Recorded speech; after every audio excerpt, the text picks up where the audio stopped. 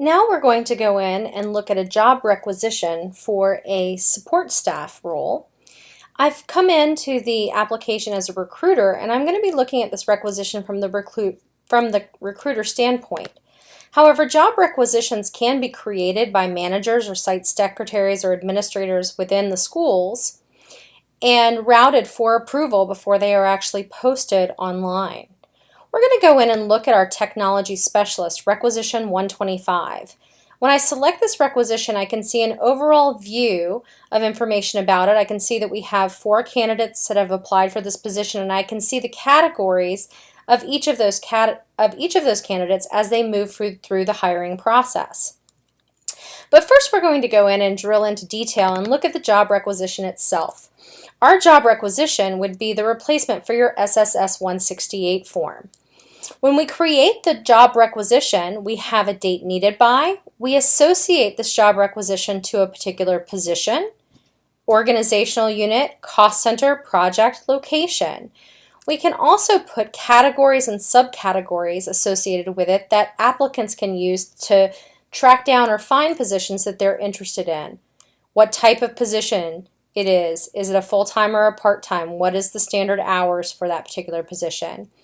At this point, you can even, if you have that associated at the position level or on the job requisition itself, define compensation information, FTEs, etc. for this particular position or opening. And down here under opening information, I have the number of openings, why we are posting this position.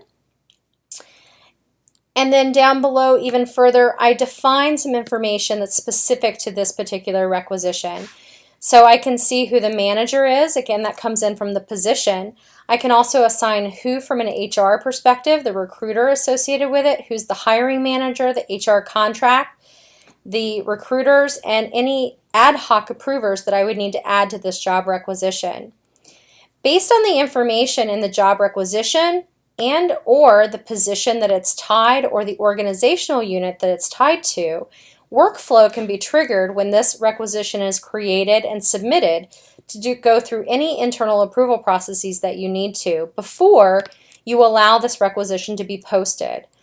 I can see here that we've posted it to our internal website, but we also have direct integration with third-party job boards as well.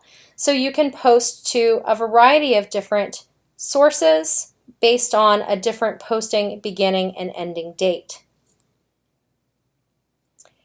If we close out of this requisition, I'm going to actually drill in and look at all of the candidates associated with this particular requisition.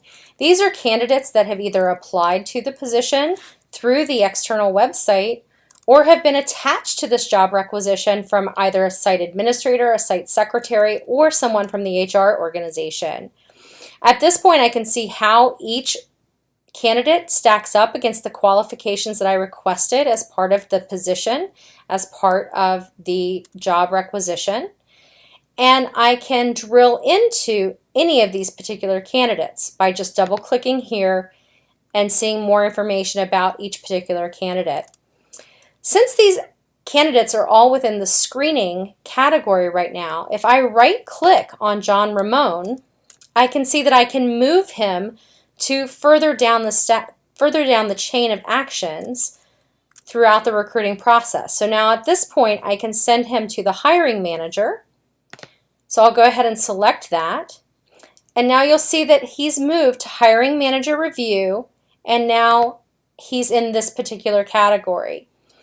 Now the hiring manager, site secretary, or administrator, depending on how you all have your application configured, are going to have access to go into John's candidacy, review it, and determine if they want to move him forward either to qualifying, which would basically go back to HR, or move to offer, or move to hire, or perhaps he's not qualified for the position and they would like to move him to disposition.